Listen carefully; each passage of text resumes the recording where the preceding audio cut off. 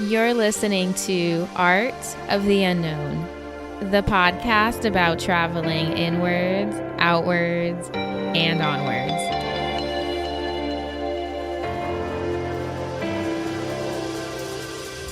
Hi, and welcome to episode number 4.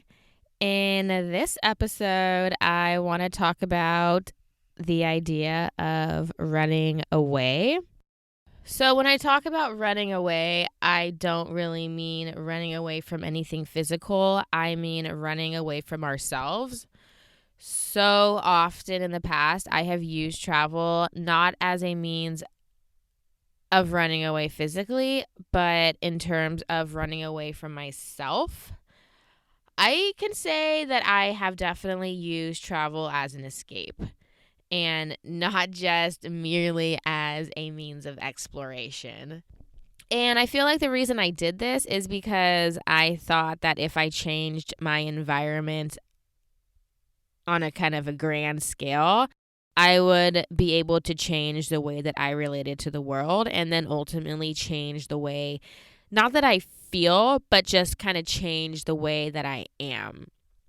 I thought that I could so easily and quickly become the person that I wanted to be just kind of by leaving or by surrounding myself in a completely new environment, or realistically, I thought that I could just become who I wanted to be by kind of diving into an environment or a society where I was surrounded by people that didn't know me. So I thought that that is the opportunity to become a new person. And I thought that was maybe kind of like the quick fix that I was hoping for. But yeah, right. Okay, no, it's not really that simple. So back in 2013, I had my heart broken.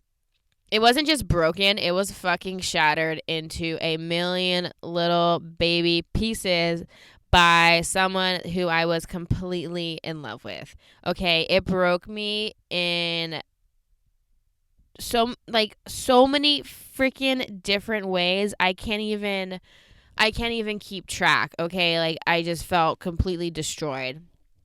And at that point in my life, I had reached what I still consider one of my ultimate lows. Okay, I was in a place of depression, and I pretty much thought that I wouldn't ever get out of it. I didn't think I would ever heal from this experience. And looking back, I can say that I sadly was chained to that experience. I was chained to the hurt that I experienced due to the breakup. So, yeah, you know what? I needed some change, and I needed it real quick, okay? So, after a few months had passed, I really didn't improve that much, but a little bit. So, good old Sarah, right? Since I wasn't healing as quickly, the only decision that I thought I had was to leave, okay? I thought my solution was to get the fuck out of California. I hated feeling the way I felt constantly, and I was so convinced that the change I needed was physical. I was going crazy being in the same place, working the same job, seeing the same people every day. So for me, the only solution was to leave. But I guess that's just what I do sometimes. Anyways. I mean, I considered moving out of state. I thought that was a possibility, but for some reason, nope. Gotta go balls to the walls. Moving out of state was definitely not drastic enough for me. Slowly but surely, it became clear that at that point in my life, the only solution for me was to leave the country, right? I was definitely not running away from my problems at that point. Nope. So once I had that idea in my mind, I mean, there was no stopping me. I was convinced. The solution was simple. I had to buy a one-way ticket to South America. Yep, that was the only way I was going to get over my heartbreak. That was the only way that my life was going to change. And that was the only way that I was going to heal myself, okay? I've never stepped foot on that side of the world before. I've never even been to a Spanish-speaking country, but you know what? I was just like, fuck it, okay? I could either stay in California miserable, or I can make a drastic change in my life in order to help me heal and move on and travel, which is something I love to do. So yeah, had to do it. Had to do it, just not even for my own like desire, but I felt like I had to do it for my own personal sanity. So yes, okay. Anyways, back to the story. Booking the one-way ticket to South America. I mean, the trip helped. It did, but only for so long. About 2 months into it, I was having the same issues, the same fears, the same pains. Like, nothing had really... It changed a little bit, but everything started coming back up again. At this point, I was traveling through South America. I was having a great time. I was happy. I was doing things. But then I was like, why the hell am I still crying over my ex? This doesn't make any sense to me. No, it doesn't. This trip was supposed to help me, okay? It was supposed to make me happy. It was supposed to fucking heal me, okay? Why am I still upset? Nope, wrong. Not even close, Sarah. Nope. I mean, yes, travel in a way can be very healing. And no doubt it can change you. But the way that I was using travel as an escape, okay? I was using travel as a distraction. I was using travel as a shield. This was a coping mechanism that I was using to distract myself from the reasons and the pains that I was actually feeling. I thought that if I left the country and I put my focus completely on the outside world, then I didn't have to look within and deal with the things that were really bothering me. And I wasn't dealing with why I was so hurt to begin with. So in a way, I was definitely using that trip as a way to mask the pain.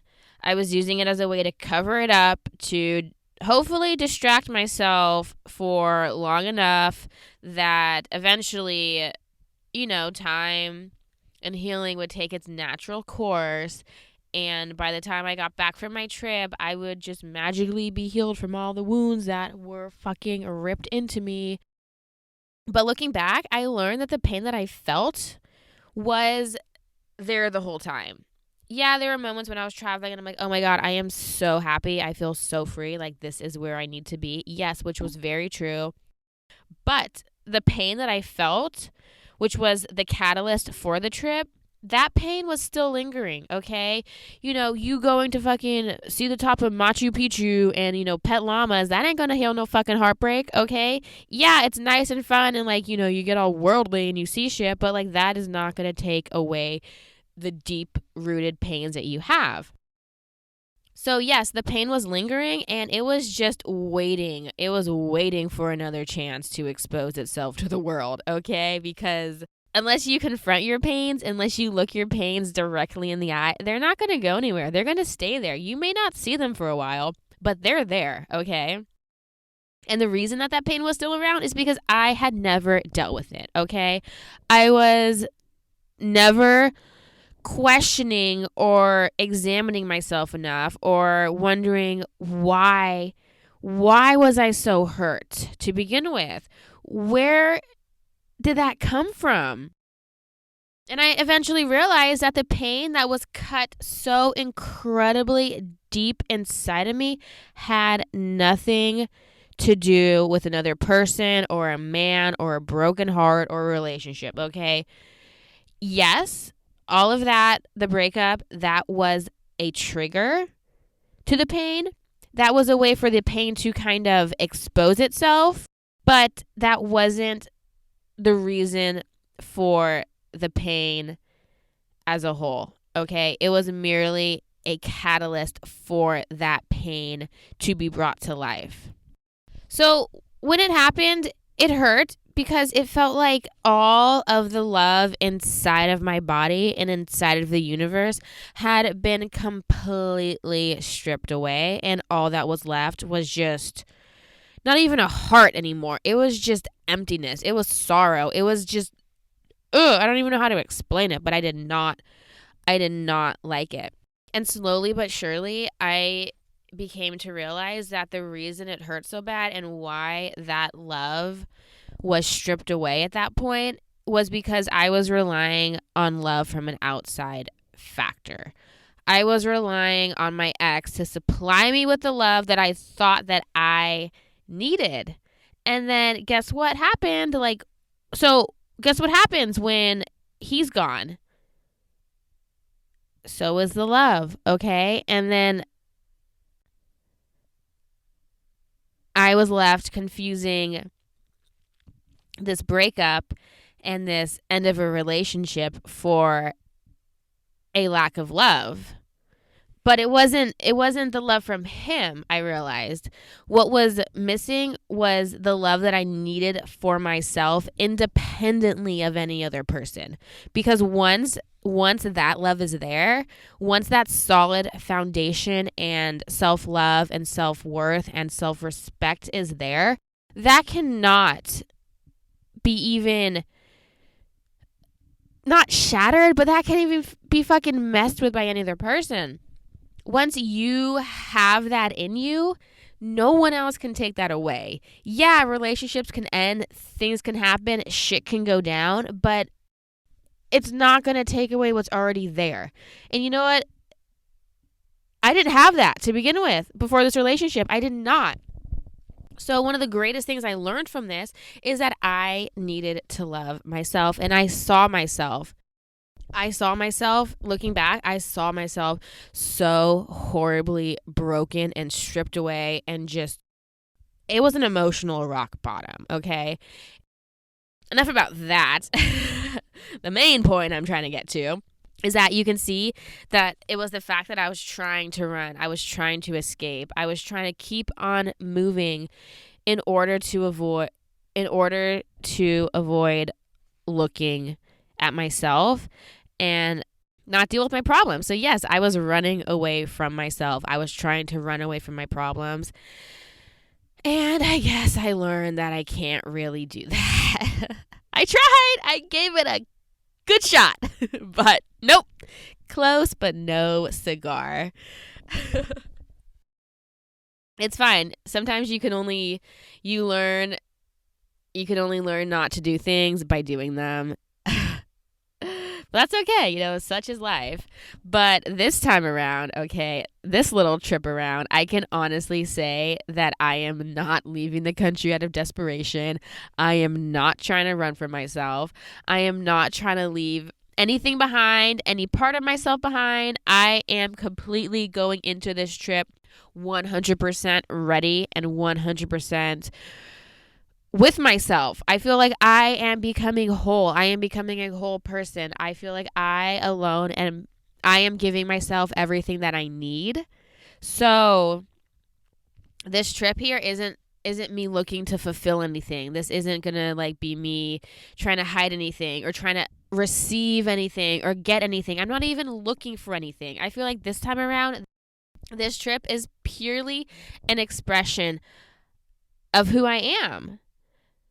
And I can say, yeah, that I am not running from myself. And that feels good. Because at this point in my life, I refuse to run any longer. I refuse to quit facing myself. I refuse to quit denying the person that I am.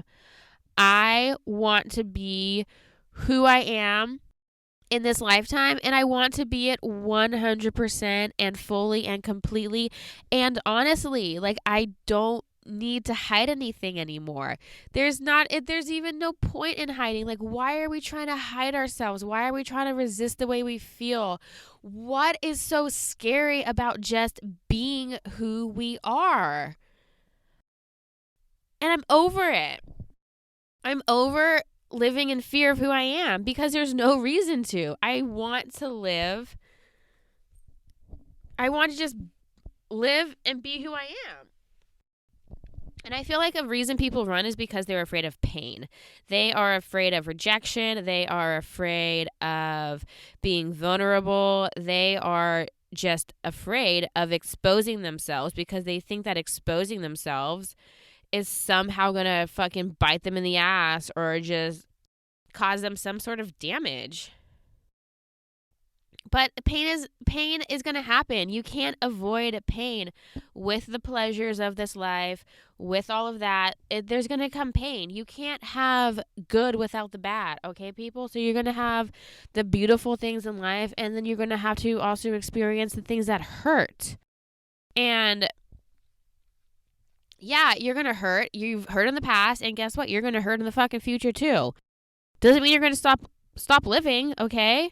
So I think another thing is to learn how to hurt, is to learn how to be in pain, is to learn how to be compassionate with yourself and understand that you're in pain and do what you need to do to accept it, to grieve it, and then ultimately to let that shit fucking go, okay? Because you do not want to hold on to your pain.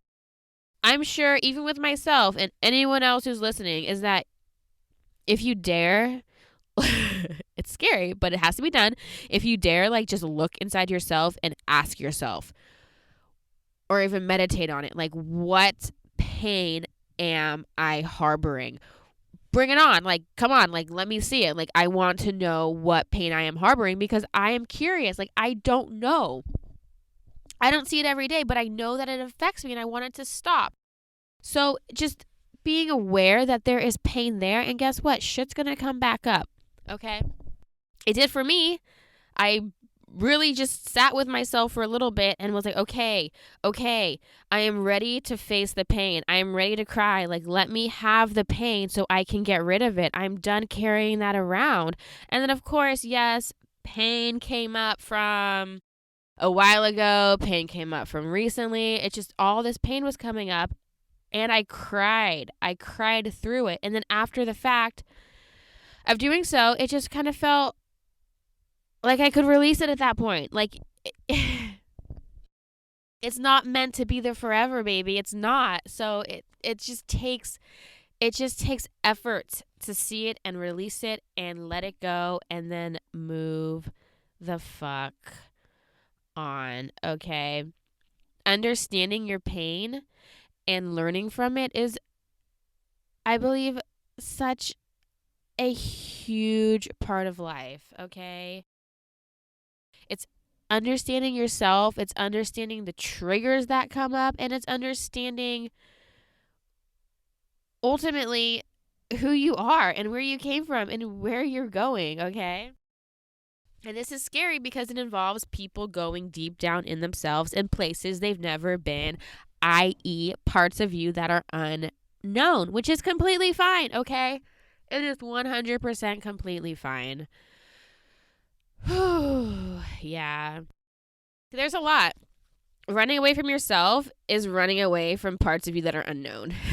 Okay? Because once you face them, once you see them for the light and just like look at them as they are, they become less scary and then they become known and then they can leave. Okay? So it's just embracing the unknown that is within, I guess. So I guess tying this together, there's a lot, but I can say that I am not running. I refuse to fucking run anymore. And more importantly, I refuse to run from myself. I refuse to run from the unknown parts of me that I am sometimes afraid to face. But you know what? The struggle is only making us strong. So the more you face those dark and hidden parts of you, the more you can face future parts with more confidence. So yeah, I'm definitely trying not to run, but run towards the unknown that is within me. Woo! Okay, I think I am done for today, people. Peace out.